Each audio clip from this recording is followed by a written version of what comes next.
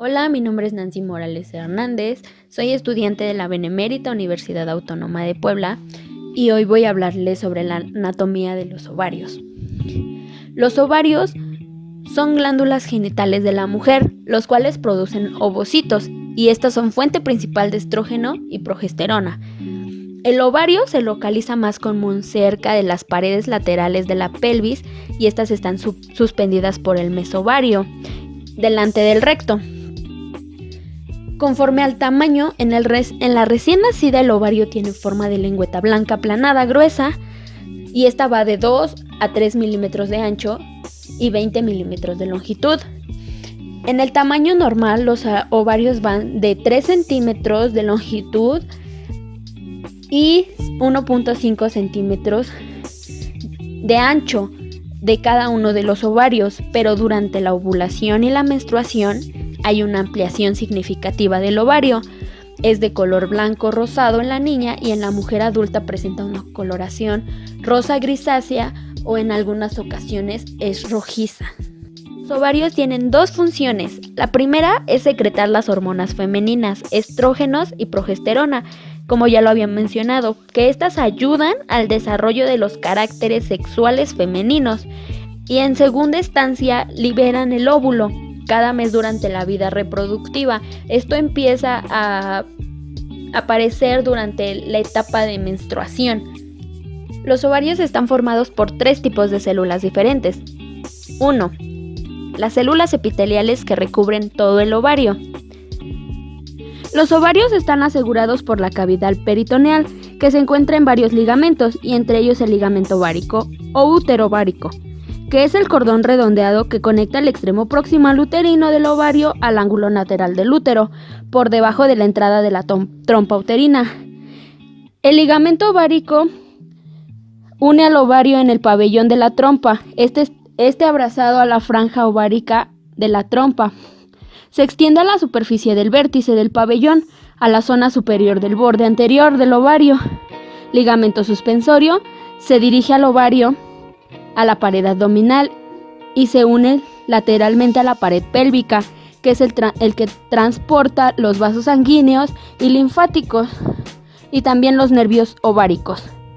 El mesovario, parte del ligamento ancho, se inserta en el borde posterior de los labios del hilio ovárico. Dentro de los folículos se encuentra lo que son las células granulosas, que son somáticas provenientes del cordón sexual, que tapizan la superficie interna del folículo de Graf en el ovario.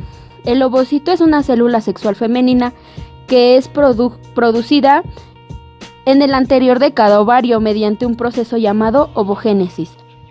En relación, el ovario se halla descubierto en la cavidad peritoneal. Solo su borde mesovárico y sus extremidades se unen al ligamento ancho del útero.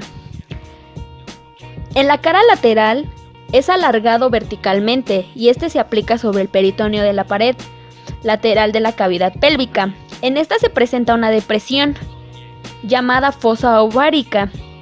La existencia ovárica tiene una extensión y profundidad que varían por relieves que se tienen alrededor de ellas.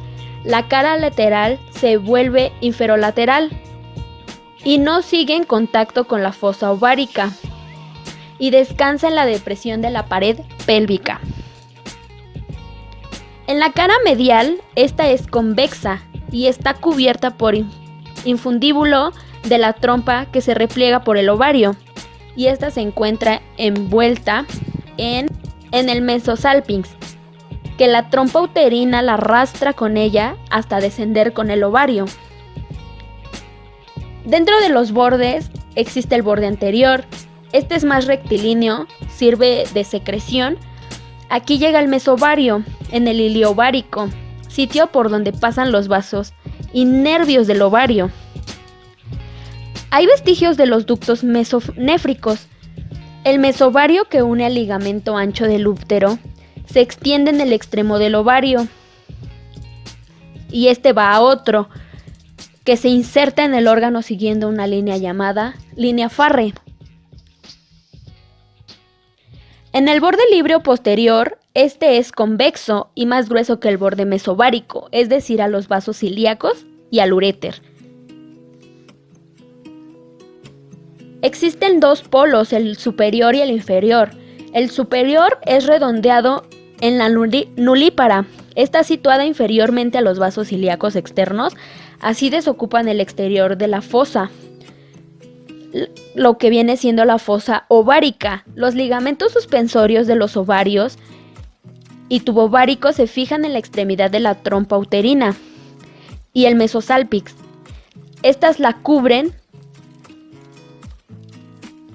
y en la extremidad uterina, o conocida como polo inferior, menos gruesa que la tuberia, permite la inserción del ligamento propio del ovario.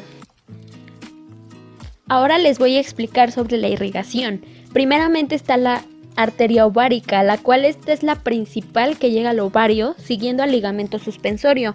Esta origina la rama tubérica que aborda la arteria uterina, y esta saca más a la rama tubárica del ovario. La arteria ovárica desciende a lo largo del hilio ovárico y da origen en las ramas que se sumergen el ovario.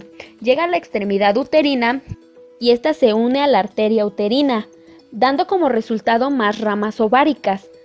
A continuación les explicaré las venas, y estas están formadas con el hilio mesovárico, un plexo desarrollado. De ahí nacen ramas y se dirigen a la vena ovárica y uterina. Constituyen una red compleja con vénulas enrolladas en espiral, las cuales tienen dos colectores.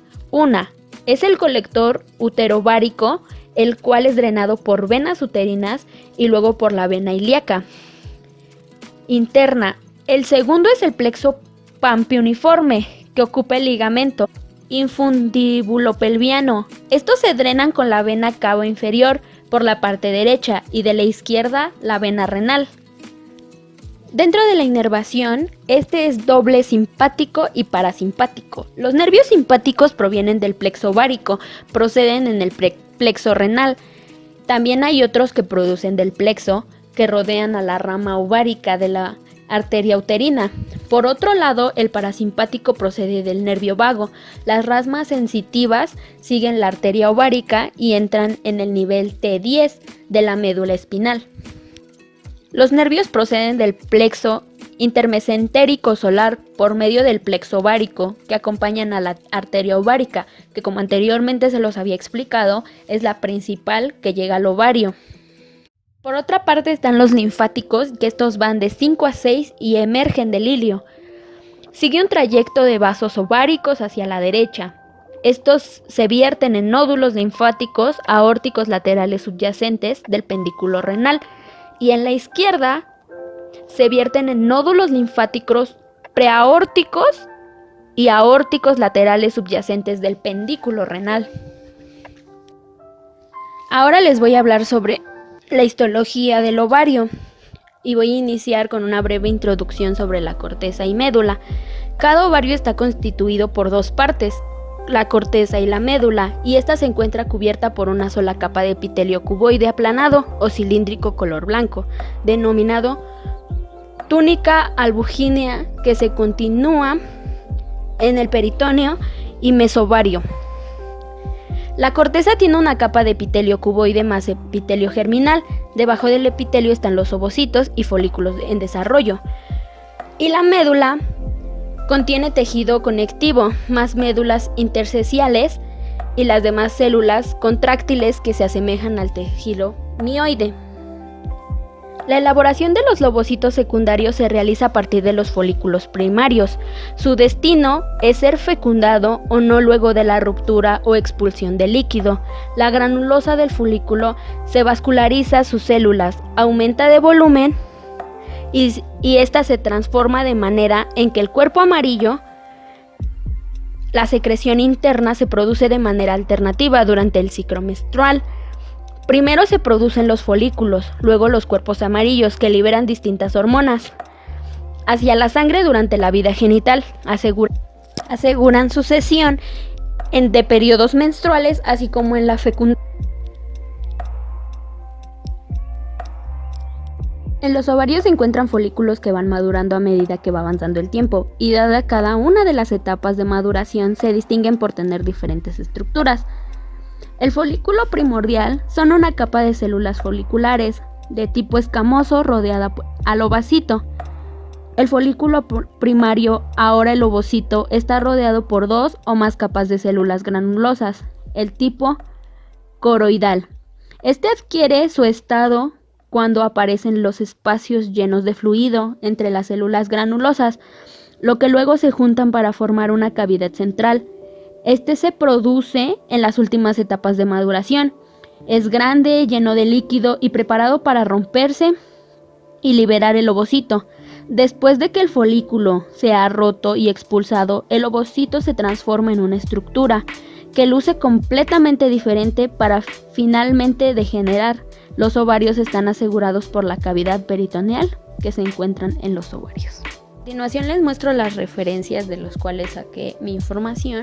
Espero les haya gustado, les haya servido y no olviden darle like. Gracias.